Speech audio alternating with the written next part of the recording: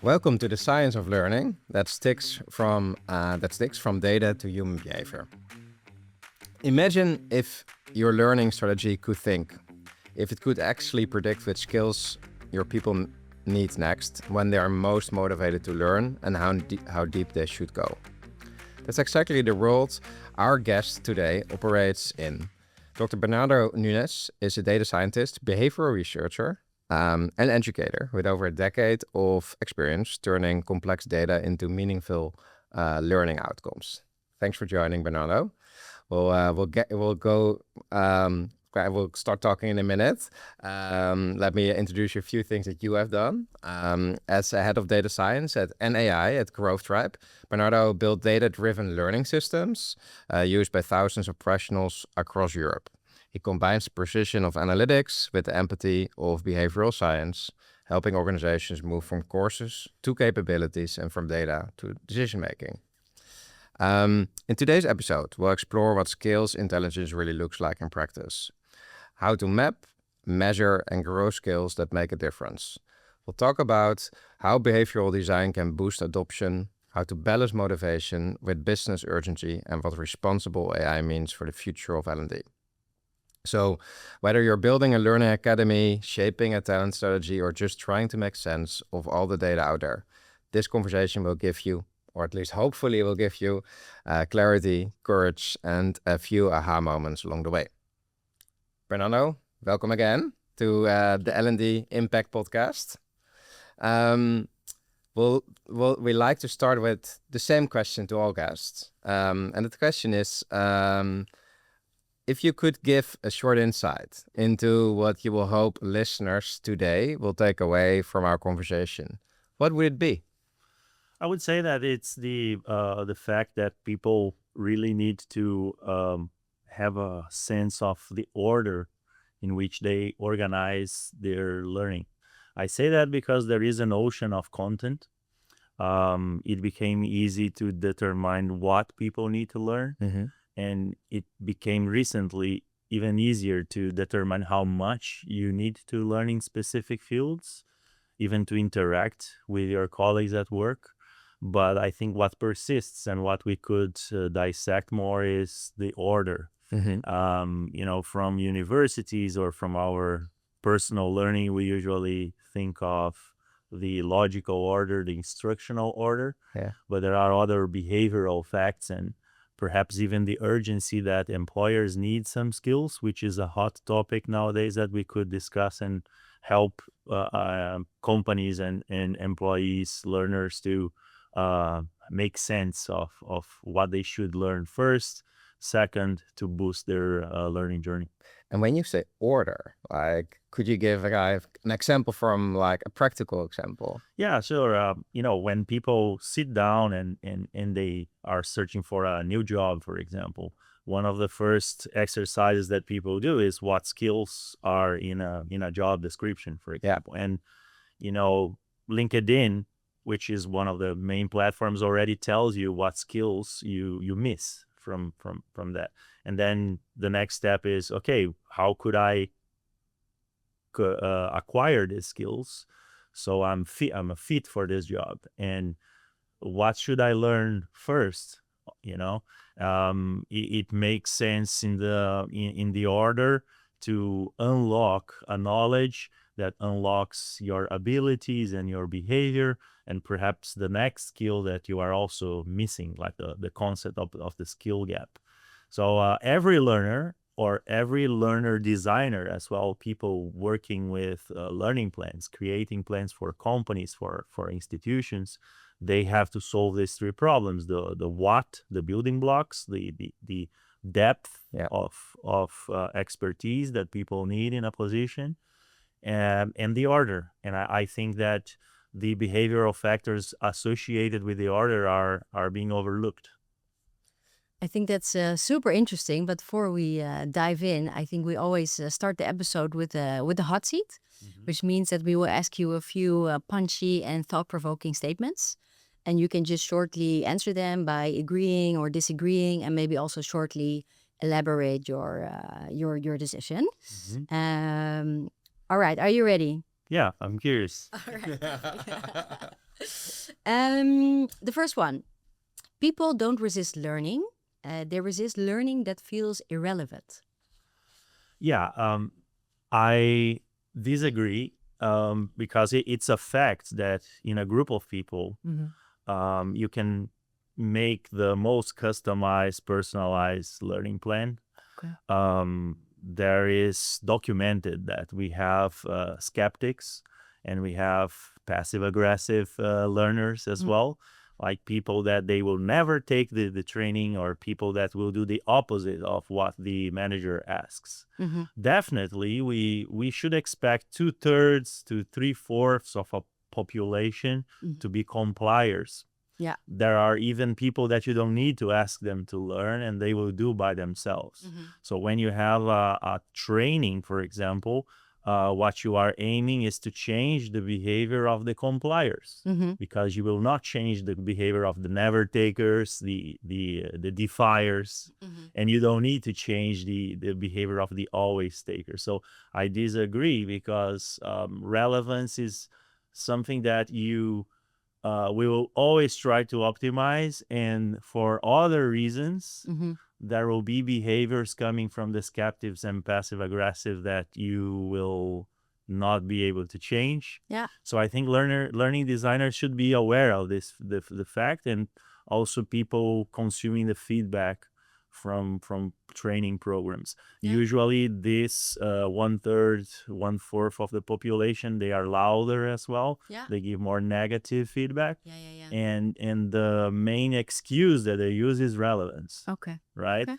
So I think that we need to make the heroes, the champions of the program, as loud as the ones that will always use mainly relevance as an excuse for not complying with the program. Yeah.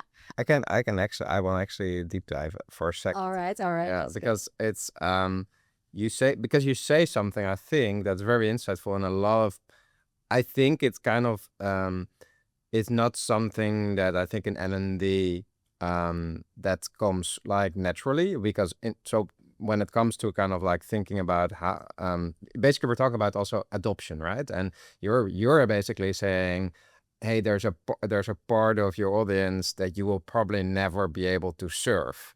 And I see in practice a lot of people care or worry about that part of the adoption. What would you to those people say? Yeah, so the first thing is that it needs to be measured too. Like the problem is that companies are not using data to observe who is actually inactive, or who just has one touch point in the learning journey and disappears and never does it again. You can observe the ones that they give negative feedback, and you can investigate why. Very frequently you see that they had difficulties to grasp, and perhaps they should be in another learning journey that is even more basic, but they don't want to let the company know that. They don't want to accept that. That's why companies very frequently put people in a mandatory literacy program for something. So everyone needs to go through that. And the second factor is that, L&D, learning and development in companies, HR, the idea is that you need to be inclusive, right? It's just the variable that needs to be optimized and make decision makers aware that is hidden due to this lack of measurement. How many skeptics do we have? Are they actually the skeptics? But how do you measure that? Because I think that's where it gets complicated, right? Especially if you have a larger organization and you want to pinpoint, okay, what are the different types of learners that I have, and how should I approach them? I mean, what are the signals that you take from the organization? Yeah, it's quite similar to a marketing funnel, like in terms of learning. The top of the funnel is very much an engagement metric that you can look at, logins, first touch point, which is taking a lesson. And very much you will be able to, identify who's not reading any notification, who's not even logging in for the first time, right? And then you can have an estimate. You don't have like a direct observation, but you know that this silent minority, hopefully, is giving you an indicator of your skeptics and passive aggressive that you are going to see in the negative feedback as well. Yeah. The second point is the negative feedback. You need to identify if it's systemic or not, right? Then if it's systemic, it could be that people have reasons for, and in many cases, learning is not optimized in that sense, perhaps with relevance. But in of those who engage in the funnel, like in e-commerce, this is like make a first purchase, right? In learning is very much, do they take a second lesson? Okay. If you are making some kind of skills measurement, you can even measure how much they improved in their skills, how many skills they acquired from point A to point B, and then they are definitely not in the skeptics and passive aggressive learners. They are more like champions or avid learners. So ideally you only would have champions, but people with skills in many areas, so you have the best managed situation to allocate people to projects, but that's not the reality. Upskilling is basically moving them from avid learners, engaged learners to champions in a specific area. And then you can start to differentiate its engagement and improvement metrics. And just for people who are not like fully aware of all the types of learners that you have, is there like a certain amount? Like, for example, you have 5 types of learners. And can you maybe shortly explain like what their characteristics are and how you should deal with it? Yeah, so the framework I use to explain these things is based on 4 archetypes. Obviously, we can always have 5, 10 archetypes, but this mimics the kind of indicators, metrics, data that you are collecting. Okay. Right? So if you use this idea of a funnel, you definitely have this silent minority, silent in the sense that they don't take actions, but they might even be vocal in terms of negative feedback. Yeah, and then this, what group is this? This is the skeptics, or silent skeptics. more experienced professionals in more experienced than me, like they worked in digital transformation, in e-commerce and internet transformations 2 decades ago. They documented this too, but they call them passive aggressive learners. Imagine that in the past, companies also had to teach people how to use Microsoft Office, the internet, email, and they found this in 25% or more of the population of established companies in the past. Okay. And I also saw this during the data science transformation that companies started in 2006, 2017. This was when I started to work in educating data professionals. And we see this now. We also see in other areas, health. You can even give medicine for free to people, and there will be a portion of that population that will not take the heart disease medicine. Or the exercise training. People will pay but not do it. So it's just this awareness that needs to be formed. And that's the first archetype, and then the other 3? Yeah, so the other 4 is that you obviously want the opposite, the extreme positive side, which is the champions. Okay. And these champions, you can observe them by the number of skills that they have. Technically, the metric that I use to measure that is called fitness. But it's very much how many skills are necessary in a project or in a set of projects that a team or even a single individual has. So the intersection between the two is the fitness metric. Your champions are people with a bunch of skills that are necessary in projects in a verified way.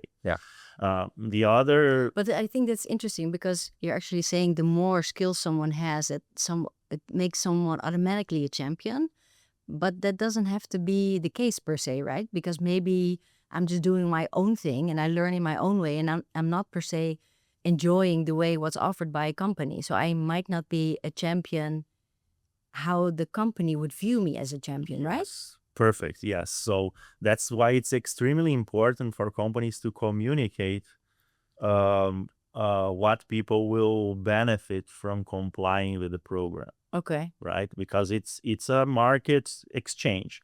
People bring the skills, the company offers the technology and the product. It's the employee's decision to comply or not. Okay. Right. And the company needs to communicate how the company benefits from the program, Yeah. but also how the employee can benefit Okay. from complying To the to the program. Yeah, okay. Right. What the metric itself is measuring is the potential Okay. that this person has to actually contribute to the projects that a company needs to put. Okay. And then the two remaining archetypes? Yeah, so you have the avid learners, and these ones are the ones that are making a transition Okay. from one of the other archetypes to the champions. Okay. And this you can very much measure with engagement that we talked about, but especially I like to use learning velocity. Okay. So I look at how many skills are in percentage in a score, how much people improved in a particular number of weeks. Okay.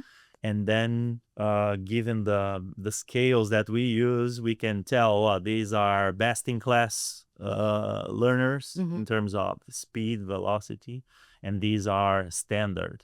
Very much the velocity of a team is determined by the culture and executive engagement in the program. And just for people who don't know the word velocity, could you maybe explain what that means? Yeah, in terms of learning or skills acquisition, is very much like driving a car from one point to another. Okay. You just take the distance that was Covered. the covered. Yeah, exactly.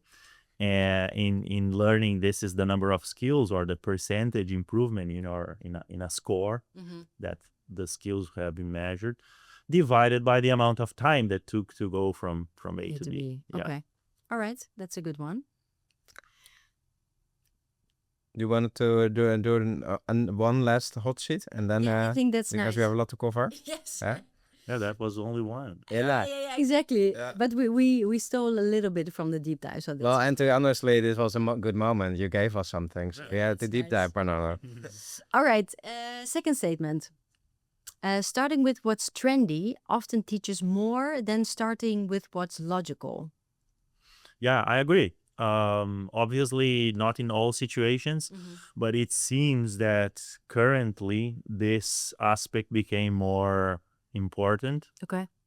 I don't know, maybe this is something with the newer generation, that they have more content available. So they are very much attached to, what stand to their eyes. Yeah. And I've noticed this also implementing programs. Okay. Right. So the traditional way of doing that is following the instructional order, very much like a book progresses or a syllabus of a semester in a university. Yeah. But when you have digital content, it's easier to bring a very popular trending topic like video and having it more towards the beginning. Okay. So you can profit from that in the sense that people even see what they don't know, so they want to continue. Okay. Very frequently, these trending topics are associated with the goals that they have at work. Okay. See now, like generative AI or, you give people this possibility of, experimenting things that they definitely don't know but are necessary, and they are trending. Yeah. They are seeing it everywhere in every email, every PDF they receive from other companies. That's going to boost their curiosity and engagement for sure. Okay, that's a good one. All right. Yeah, Move, I think we can move from the hot sheets to I think we want to talk a little bit about like content, learning content, and maybe more specifically all these large catalogs that organizations produce with the best intentions. Both Lau and I speak to many L&D and HR teams, and we see people are constantly navigating like, okay, we have a really big catalog, then we want people to kind of go through, kind of adopt the content, if you will. But it actually then the question inevitably comes like, hey, what's the impact? Whether it's the executive that's asking, whether it's you yourself asking the questions like, what I'm doing, is it having an impact? And then it's kind of hard to answer that question.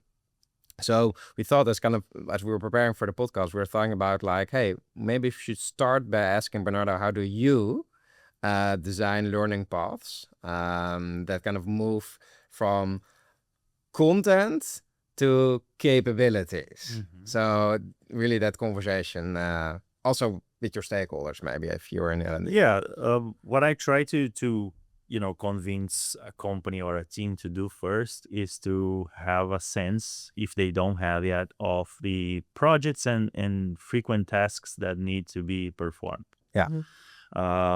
It's good to balance between obviously projects that need to be implemented in the next 6 to 12 months. Okay.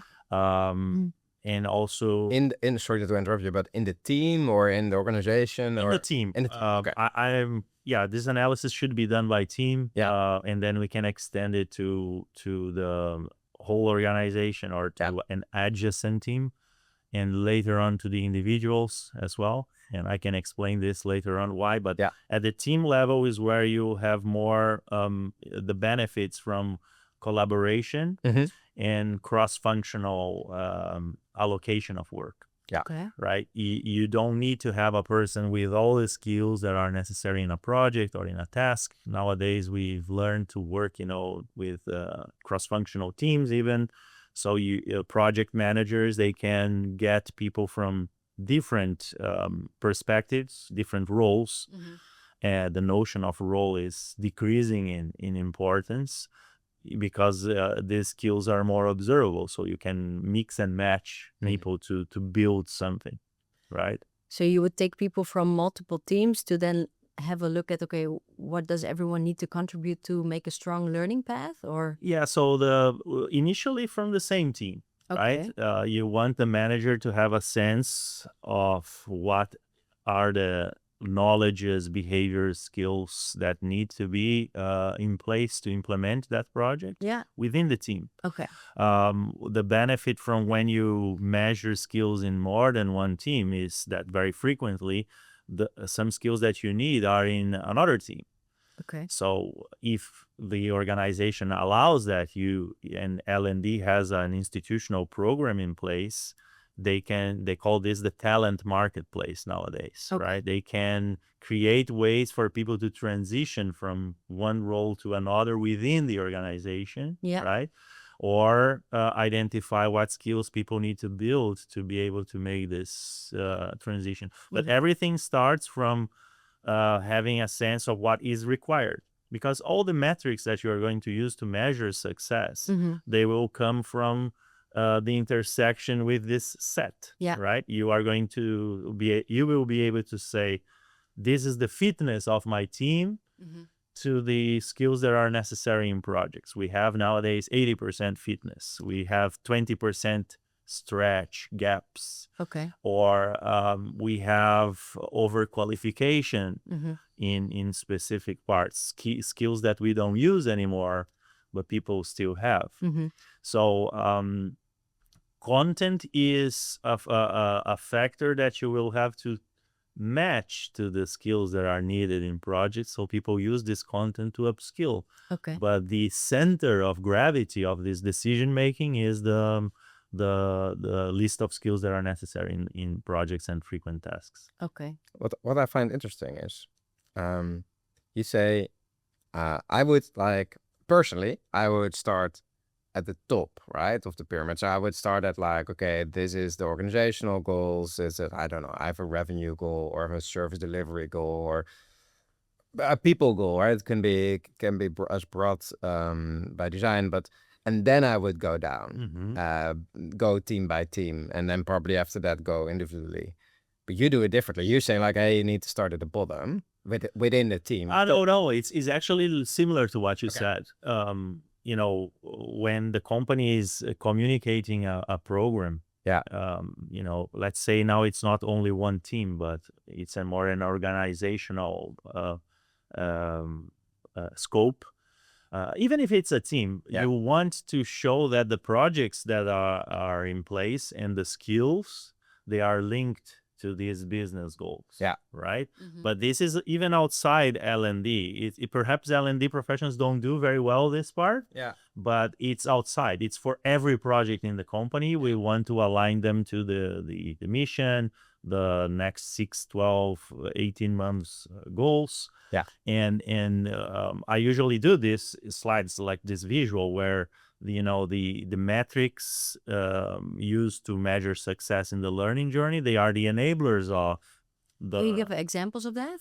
Yeah, so for example, companies very frequently nowadays, they have a business goal that is make more decisions informed by data, or Okay. every decision should be backed by data. And in the technology side, you can measure that by does everyone have access to a data warehouse or a dashboard, whatever. Yeah. And this is and then you can measure like what percentage of people actually have with that, what percentage of people are using, and your metric for the next year could be adoption of at least 80% rate, right? In the learning side, you can create a set of skills and that people need to consume that data warehouse. Okay. Right? Could be data literacy, could be data fluency, could be business analytics. And then you measure the percentage of people that certified and demonstrated some hands-on practice by logging in the system and so on. So it's very much rates of adoption, as you said, linked to the business goals, but the metrics are built with skills data. Okay. Yeah. You go from like we spoke a bit about the just to get to how to get to the capabilities, right? By also connecting them to the goals. Let's imagine I now have the capabilities, right? I did the workshop, or I did the sprint, or whatever, whatever tool we used to get there. But then we go back to what you say originally in the beginning. You talked a lot about order of things. So my question would be like, how do you build, like, how do you go from capabilities then to the right order? Okay. Yeah, we let's do it in the macro level. I saw you like the macro level, and then we go to the micro. Yeah. But at the macro level, it's important to consider what skills the company more urgently needs. Because with that you are going to get more support, financial and psychological support from the team managers, because they feel the struggle of not having those skills. So it's extremely important that you identify in the whole scope of skills which ones are the most urgent to be acquired in the next 6 months, right? And I feel that this links with that idea of the psychological effect, telling employees, how they benefit from the transformation by telling them that these skills are extremely necessary to execute projects or what the company needs to deliver to clients in the next 6 to 12 months. Yeah.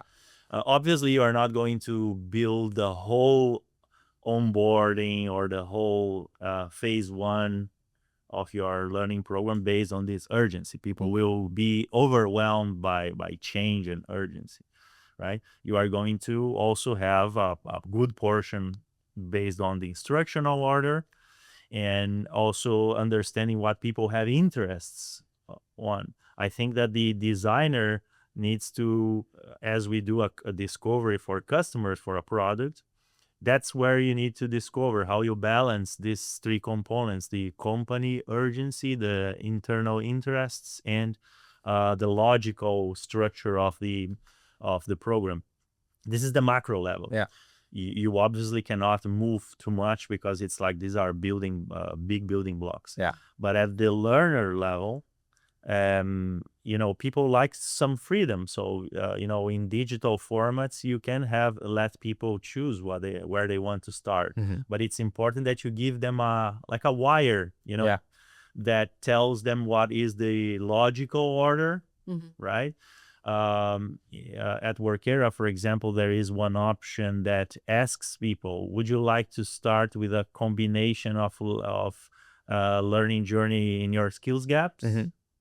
So the system personalized the plan based on this combination.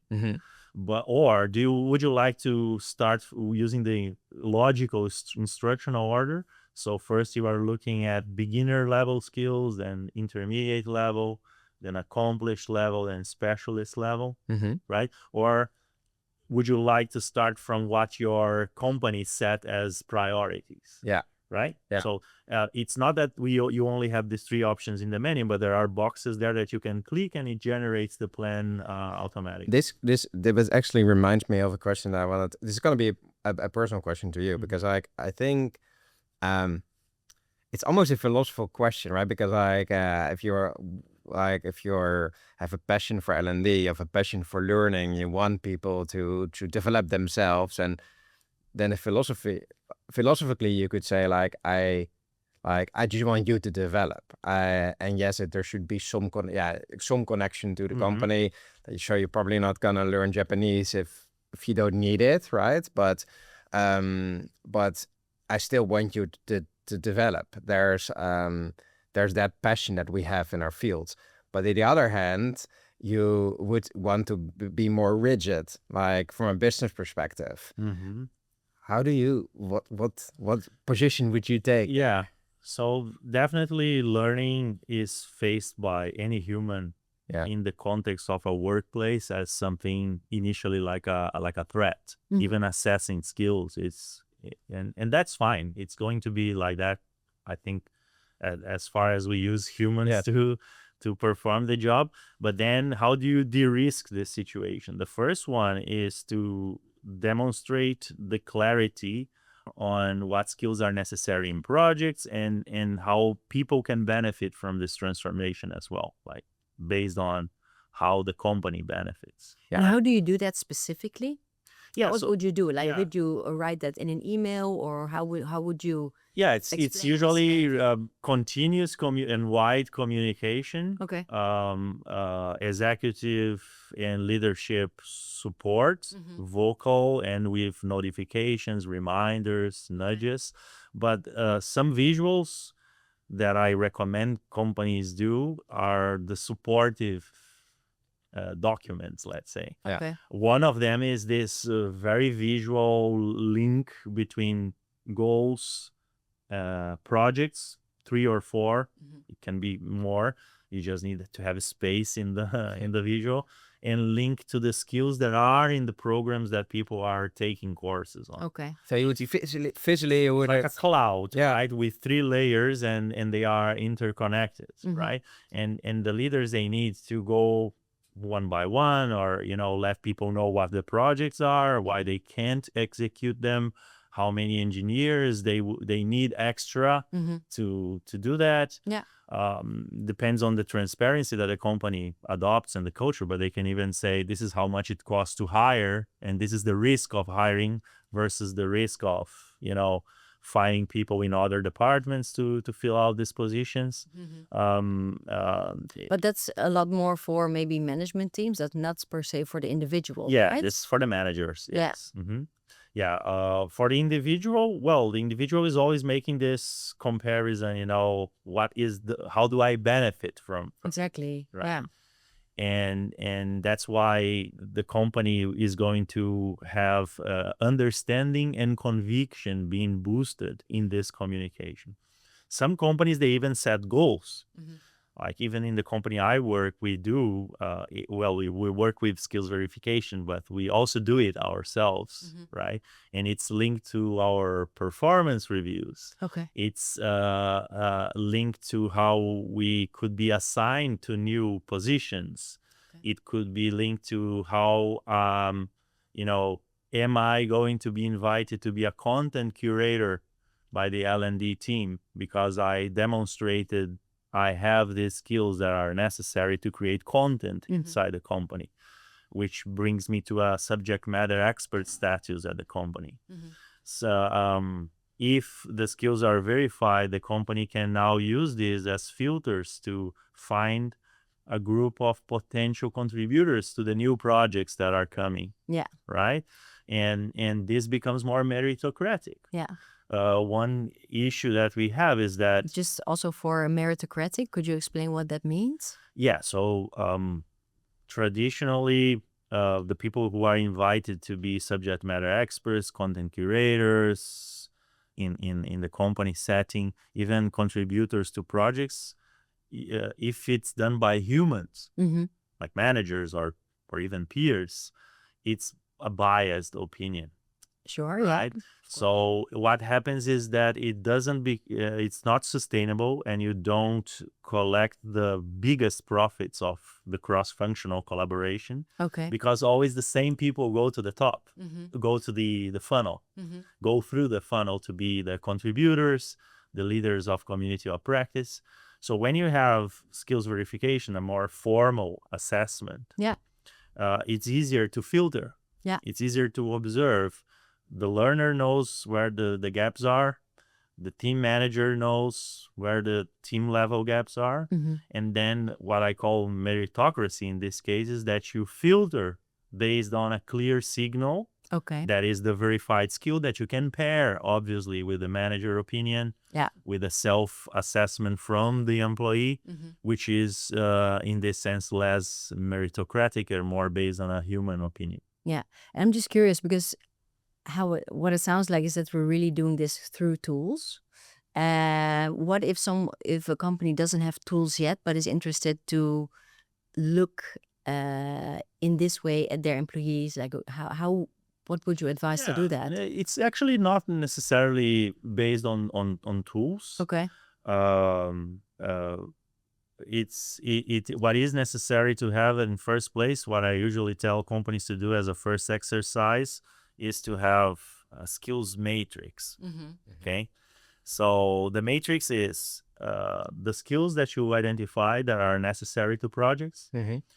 And to make it simpler, you don't need to go at the task level. You can just say, I need people to build and monitor machine learning applications, for example. Right? So you would really go from business goals to projects, and then based on that, you're going to look at, okay, what skills do I need? And based on that, you hire people instead of I have a vacancy and then I hire people and then I see how I'm going to... Yeah, you are going to do this for the existing team. Okay. Right? Because one of the interesting facts of the matrix is that once you interact people with the skills, right, you will check, okay, this individual has the skill, this doesn't. So in essence, you will see the gaps, right? And then you can create your learning content, the priorities. Everything is actually unlocked from this simple visual. Okay. But then what is hiring?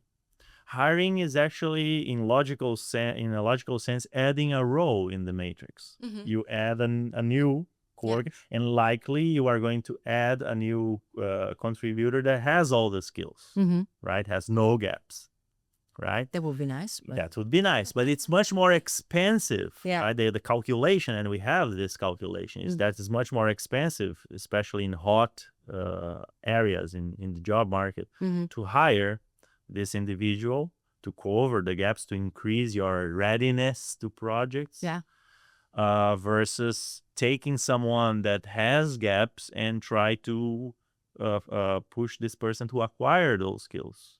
Right? This is one use case. This is called upskilling. When you take a person in the matrix and fill the gaps in terms of skills. Right? This is upskilling. Hiring is adding a role. Okay.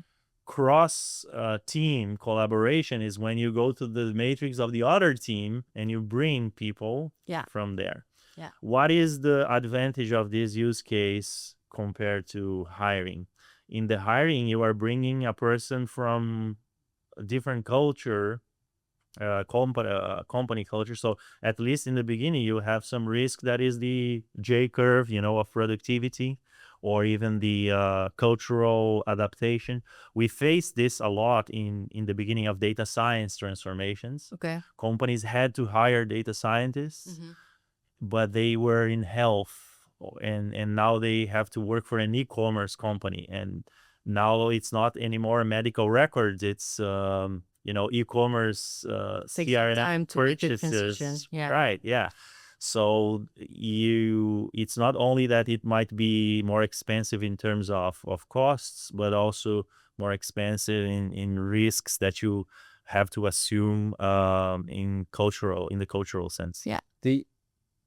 You said before you work in a company, like this now was a question to Bernardo as an employee. You work in a company and where you guys have skill, you basically use skills as part of your performance review, right? How do you feel about that? Yeah, so it really needs to have clarity about the usage of this information, right? If you are just assessing people, and naturally people will feel threatened, right? So I think that's why in the past, tools that were just assessing how people were working or what skills they had, tests alone, they were not perceived very well. But the trick is when you make a mentor or a personalized coach based on this information. This is where AI is quite helpful, because if a person took an assessment and now you have a baseline, you understand where the gaps are, you can personalize a learning plan based on that information, and the person is more able now to see, well, actually it's like when I go to the doctor asks me for some exams, right? My diagnostic, my skills data in this case, and then I get a treatment for something that I need to improve on, right? Then the game is more balanced, right? So it's extremely important to communicate the purpose of this assessment, to tie it to something that is relevant in the learning plan, and link to what can benefit people later on in that company if they want to still work there, right? Of course. Then the devil's question is, would you connect that also to compensation change? Yeah, so one of the items that learning designers, for example, or companies, they have in place to try to boost this is via compensation. It's one of the tools, tactics that you can use to boost understanding and conviction, which is one of the factors that has been documented as well as efficient method to generate success in skills acquisition. In the past, companies would do these matrices for career development. It was already connected to compensation, right? In software development, it's quite common to have level 1 to 5, right? It's not only tied on performance reviews and demonstration of skills, but also even the time that you are in the position, right? So we borrowed already from the traditional career progress and development in companies, but it's even more meritocratic, because when you look at the data, the verification of skills, you can see that a junior software developer has the same level of coding in an emerging programming language as a person that is in level 5, right? And our view is that people should be compensated by the skills that they contribute. Okay. Right? More.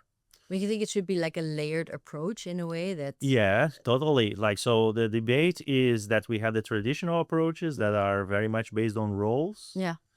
And there is an emerging view that is a skills-based approach, right? But these are the extremes. So the idea is that you are going to make a hybrid of the two, at least in the coming years. But you actually need to build the skills data layer as well. Yeah.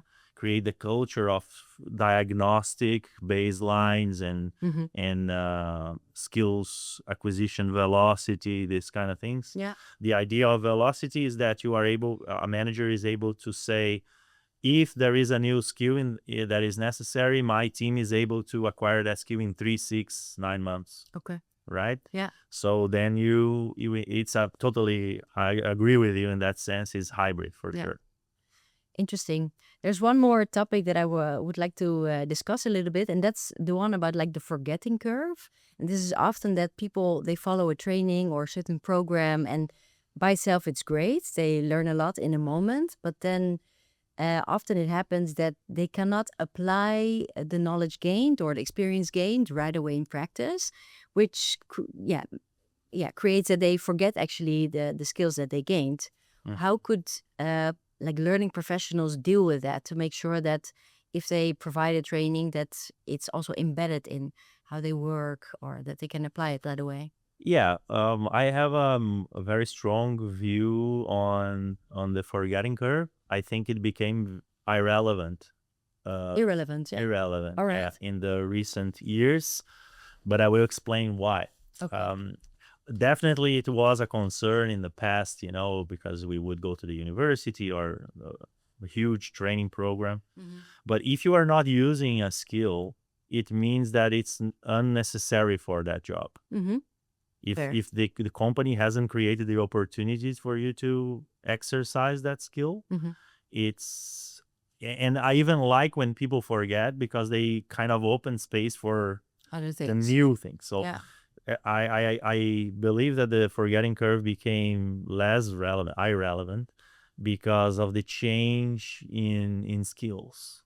Okay. Like if you work with this matching between projects and skills, what you will see is that there are lots of skills every 6 months that you exclude. Programming languages, libraries, process names, and you add, right, they call this the half-life of skills. Nowadays there are skills that they are 2 years. They have 2 years half-life. They half of the inventory depreciates in these 2 years, and mathematics, statistics, these kind of things, they last longer. But most of the skills in AI, data, cloud, cyber, they are very short-lived. So the forgetting curve is actually good. It's an indicator that you should not bother about that skill if you are not working on it and you actually forgot. Give more space in your brain to learn the things that are necessary for the coming projects in the next 3, 6, 9 months.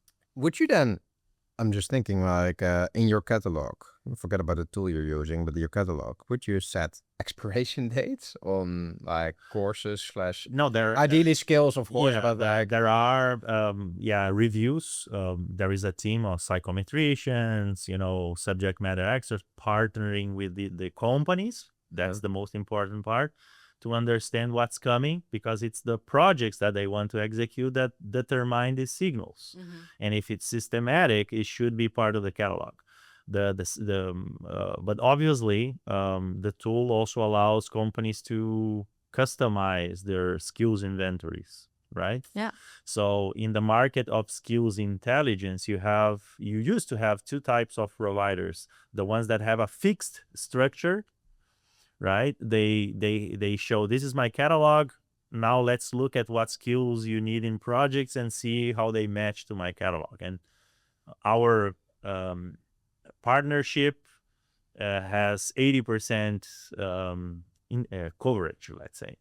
But there is this 20%. So another part of the market used to do everything customized, which is also suboptimal because you cannot allow companies to benchmark with each other. You cannot show that the employees of company A, they are X% better than company B, or that the top 25% professionals in an area, they have skills XYZ, right? So there's a trade-off. But the idea is that you are able to find the fit, customize what is not covered, because the catalog, it's impossible to be always like a perfect prediction of what's coming. But you do this reviews every 3 to 6 months with clients, and then you need to have, and AI is quite good for this, to create assessments, verifications with new scenarios for the custom part of the skills needs. Nice. I want to ask you 10 other questions, but we're getting close to the hour, I think. And I don't want to leave before actually asking you one last question that we tend to ask all our guests. I'm going to ask you to make a bold prediction over for kind of the next 5 years. And what you believe that inevitably will change in the way we work, and maybe even more important, the way we learn. And what we should, and then I'm also talking to the listeners and viewers on YouTube, what we should start doing to prepare for it. So, bold prediction, what should we start doing tomorrow to be ready for it? So, question is, if I were you, I would ... Yeah, so definitely would try to structure your learning based on this match to the urgent needs of companies. I'm saying this because we are in a situation in the market that's the biggest pain from companies, right? The skills are changing fast for the companies and for the learners, and this mismatch between what needs to be executed and the skills that people need is a real threat and real risk for what's coming in the coming years. So if you want to benefit from this transformation that companies are implementing, looking for another job, looking for a promotion, being fast in this acquisition tied to the urgent needs of the companies is one advice that I would give to professionals in general.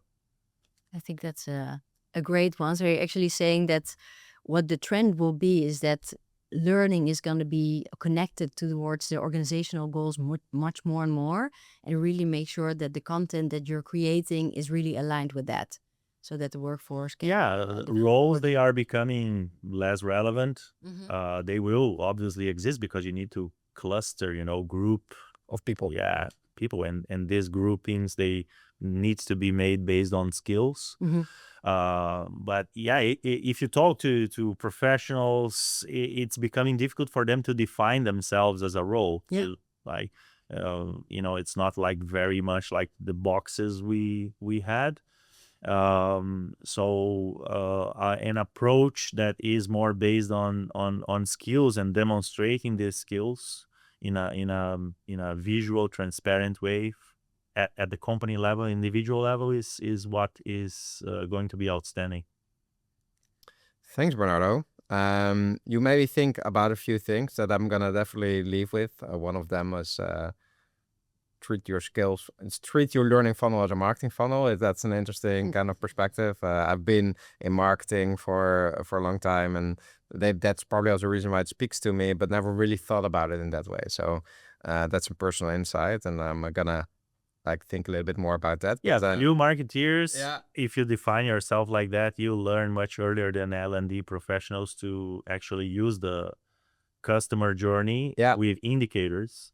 Now we are seeing this in L&D becoming more based on data and progression, similar to the funnel. Similar to the funnel. So thanks for that inspiration, and thank you for joining us today. I hope the audience is also going to enjoy the content. I'm sure they do, and I wish you all the best. Oh, thanks for the invitation. Very provocative questions. I think they were very much with I think I can contribute. Yeah. Agree. And not boosted my curiosity, but also, the way of thinking how to respond and help people with the knowledge I could share. Thanks. Nice. Bernardo, thanks again. And to everyone listening, thank you for joining us today on the L&D Impact Podcast. Don't forget to subscribe and, of course, share this episode with colleagues who are also thinking about the future of learning. And see you next time.